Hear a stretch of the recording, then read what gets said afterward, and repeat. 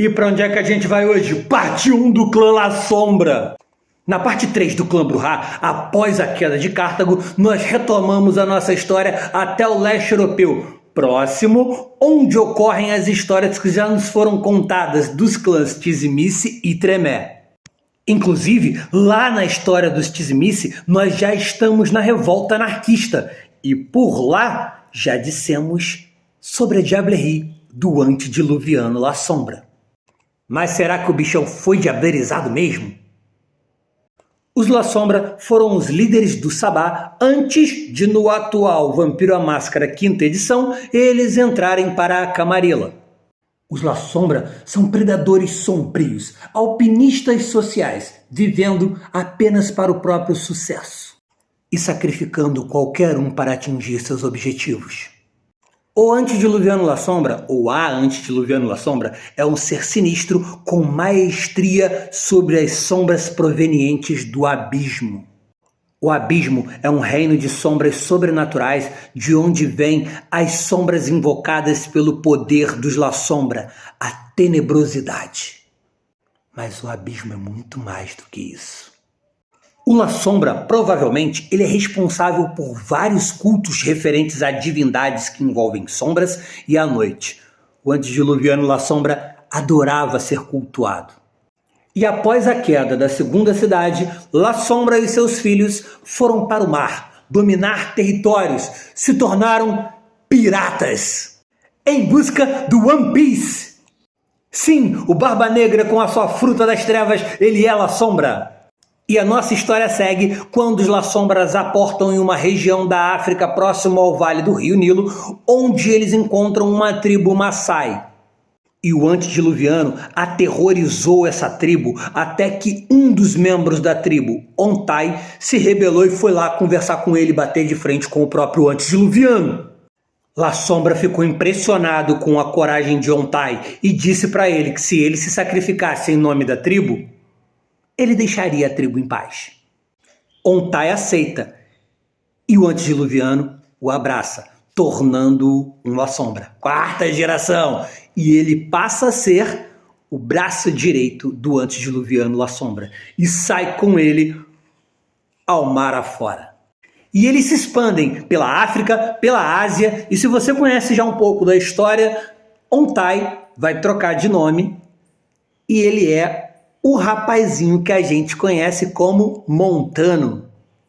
E como piratas e comerciantes, eles influenciaram muitos lugares, como por exemplo, Roma. E você lembra lá no vídeo do Brujah que eu apenas citei? Sim, eles invadem Cartago quando Roma entra em guerra com Cartago. Lá quando os vampiros finalmente declaram guerra a Cartago. Montano e La Sombra aportam na Sicília e ali eles fixam residência. Ali eles estabelecem a criação do Castelo das Sombras. E ali, nesse Castelo das Sombras, eles passam a estudar cada vez mais o abismo e a controlar os acontecimentos em tudo quanto é parte ali ao redor, sobretudo Roma.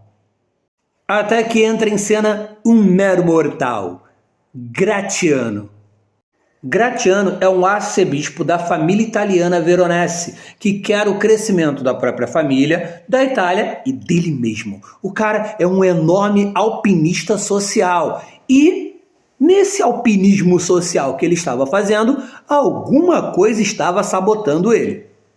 É onde Gratiano acaba descobrindo uma certa conspiração que está acontecendo na Sicília.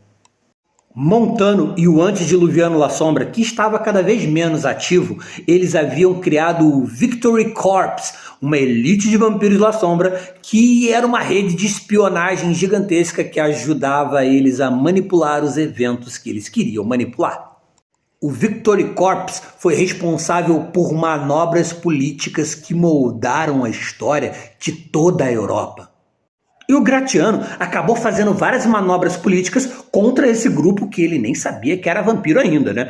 Então, ele fez várias manobras políticas para tentar minar aquele poder, incluindo trair a própria família e arrematar para si o status e o poder de todos da família Veronese.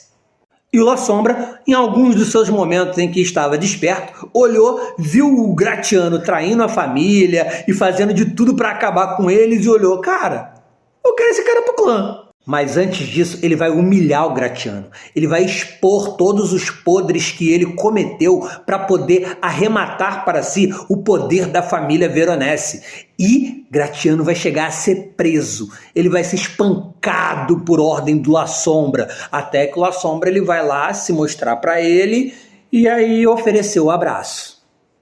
Gratiano chega a negar o abraço uma vez, depois é humilhado mais um pouquinho, na segunda vez ele aceita, vira La Sombra, a mais jovem cria do antediluviano La Sombra, e não cessa de conspirar porque ele vai guardar um ódio gigantesco pelo La Sombra. Ele vai querer destruir aquele antediluviano que sacaneou a vida toda dele. Só que quando o Gratiano começa a fazer lá as suas andanças e as suas movimentações para tentar derrubar o antediluviano, o Montano ele suspeita de Gratiano, ele não gosta muito do irmãozinho. E aí ele vai conversar com a Corte do Sangue. A Corte do Sangue parece que foi criado lá na segunda cidade por Caim e tinha como objetivo investigar e julgar vampiros que cometessem crimes. E os La Sombra trouxeram a Corte do Sangue para dentro de seu clã. Mas o tanto que o Gratiano conspirou, armou e dominou vampiros poderosos dentro dos La Sombra, quando a Corte do Sangue foi investigar tudo o que estava acontecendo de acordo com Montano, todas as ligações para a destruição do antediluviano La Sombra eram ligadas ao próprio Montano. Brabo! Montano, ao saber disso, ele vai contar tudo que ele descobriu para o antediluviano La Sombra. Olha só, Gratiano fez um plano mirabolante e tá vindo aí te destruir. E aí, o que o antediluviano La Sombra faz? Nada.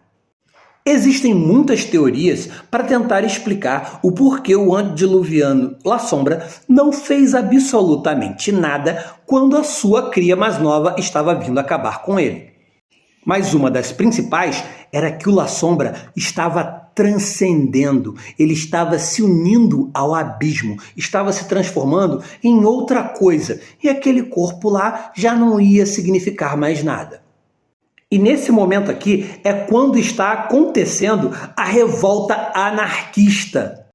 Lembra lá nos vídeos dos Tizimice? Estava acontecendo a Inquisição Humana, estavam matando um monte de gente, queimando um monte de gente na fogueira. E o que os vampiros mais velhos estavam fazendo? Deixando as suas crias para morrer, para poder fugir. E as crias que sobreviveram se reuniram para se vingar de seus velhos. E nisso, esses anarquistas encontraram um grande aliado. Os Assamitas.